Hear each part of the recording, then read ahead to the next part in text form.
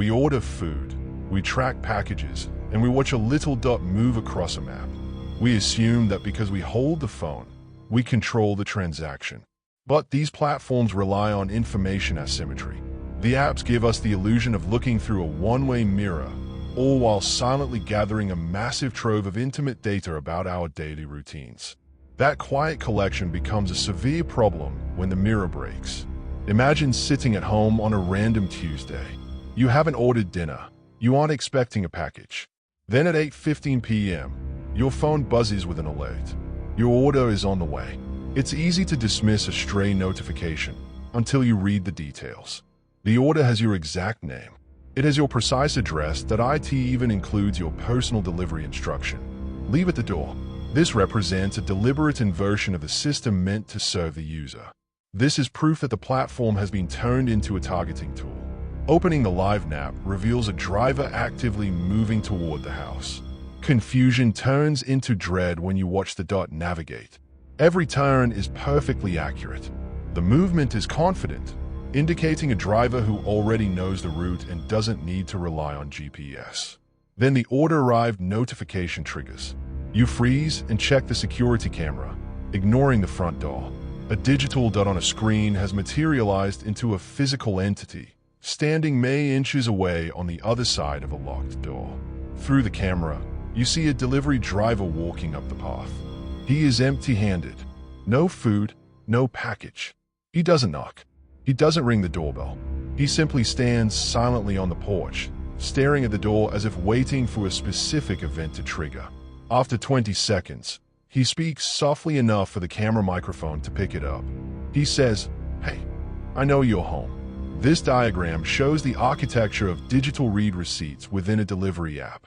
When you open the application to talk your order, the software broadcasts your engagement. It pings a central server and sends a status update directly to the driver's interface. This two-way data flow flips the power dynamic. By checking the app, you actively alerted the predator outside that you were home, awake, and watching. The app was now actively functioning as a real-time surveillance tool against the homeowner. The intruder leans closer to the wide-angle camera lens and slowly says, "You always come out after 2 minutes." That statement changes everything. The intruder has completed a calculated, long-term observational study of your life. This chart maps a behavioral blueprint. Our mundane habits form highly predictable datasets. Every time this user ordered a delivery, they waited a 2-minute gap before stepping out. By aggregating these timestamps, the intruder calculated the window of maximum physical vulnerability. They knew exactly when that door would open. Slowly, his hand reaches out toward the handle to test the theory. He pulls. The door holds firm. It's locked. He had no intention of forcing entry. He was testing the timing of the homeowner's own predictable routines. He pauses, makes eye contact with the camera, and casually remarks, "Next time, you won't wait that long." Then he walks away. Checking the phone afterward reveals no history of the event. The phantom order is gone from the account, leaving the security camera as the only physical evidence of the encounter.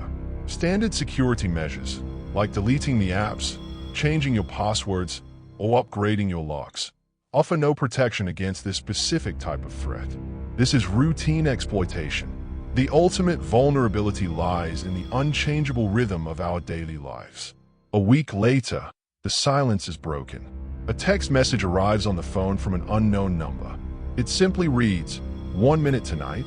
When a malicious actor successfully maps the patterns of your daily life, they don't ever need to break in. They just have to wait for you to open the door.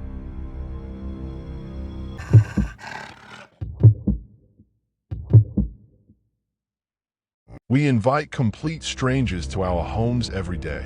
The gig economy relies on the assumption that these interactions are frictionless, anonymous transactions. Someone shows up, drops a package, and leaves.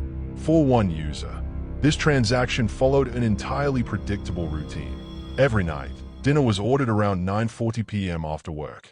Same app, same timing. It was a comfortable cycle, watching a digital dot slowly make its way toward their address on a map. Then, the pattern broke. The notification chimed, announcing your order has arrived. But the expected real-world sounds were missing. There was no sound of a car door shutting, no engine idling, no footsteps retreating down the driveway. A few seconds stretched into a full minute of silence. The physical reality outside was failing to match the app's digital status. To reconcile this disconnect, the user opened their home security camera feed to look at the front porch. The camera confirmed the food was sitting on the ground, but the driver had not retreated to his car. He was lingering right on the edge of the property, standing perfectly still. Absolute faith in digital interfaces creates a profound blind spot.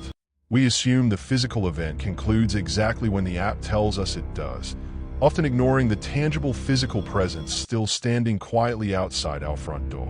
This schematic illustrates the driver's positioning. Standing in the negative space outside the camera's cone of vision, he avoided surveillance, mapping your doors and windows. Habitual ordering streams intelligence. You constantly broadcast your exact location, your schedule, and when you are home. The user stayed locked inside, waiting nearly 20 minutes to retrieve their cold food. During that delay, a car drove past the house, moving at a deliberate crawl. It circled back and tasked a second time, checking to see if the target had emerged to collect the order. The next morning, the driver's intent became clearer. Near the front gate, etched into the wood near the ground, was a small, unnatural chalk mark. Subtle physical markers like this serve as real-world beacons. They validate the digital data gathered the night before, signaling that a specific location has been vetted and its inhabitants' habits have been confirmed. In this instance, the delivery app provided the driver with a blueprint of the target's life. By observing the house after the drop-off, the driver converted a standard service into a low-risk reconnaissance mission. A few nights later, the target's phone lit up in a dark room. The screen displayed a bold, "Arriving now" notification. This time, the user hadn't ordered anything. The user immediately pulled up the camera feed. Outside was a distinctly different driver, exiting a different vehicle. Yet his behavior matched the first driver exactly. He dropped no package. He simply walked slowly toward the door and stood in the shadows. He bypassed the doorbell entirely. Instead, he reached out and tested the handle, applying just enough pressure to see if the lock would give. This behavior suggests the intelligence gathered by the first driver, occupancy times and home layout, was shared.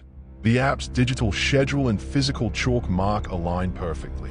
One identifies the vulnerability, and another arrives later to execute a physical test. This sequence reveals an organized methodology.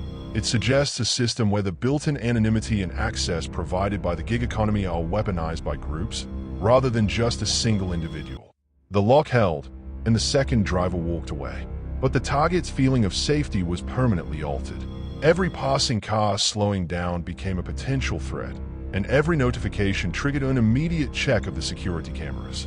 Millions of people share this data every day.